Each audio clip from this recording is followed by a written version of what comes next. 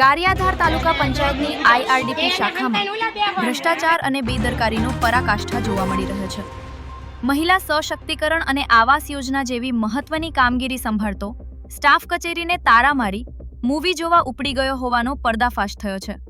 અરજદારો ધક્કા ખાઈ રહ્યા છે અને અધિકારીઓ ફિલ્ડ વર્કનું બહાનું ધરી રહ્યા છે. સીસીટીવી ફૂટેજમાં કેદ થયેલી આ કરતૂત સાબિત કરે છે કે વહીવટી તંત્ર પર શાસકોની કોઈ પકડ રહી નથી. ગરીબોના હકનું કામ રજરાવી મનોરંજન કરતા કર્મચારીઓ સામે કડક પગલાંની માંગ ઉઠી છે. ઇન્કીવેરા સ્ટુડિયો ગારિયાધાર તારીખ 24/12/2025 ના રોજ મિશન મંગલમ શાખા અને અન્ય શાખાના કર્મચારી દ્વારા ચાલુ ફરજે કોકીનો ફિલ્મ જોવા ગયેલ એવી અરજી અમને દીપકભાઈ તરફથી આજ મળેલ છે. જે માટે અમે લગત જે કર્મચારી ગયેલ છે એનો નોટિસ આપી ખુલાસા પૂછી આગળની કાર્યવાહી કરવામાં આવશે.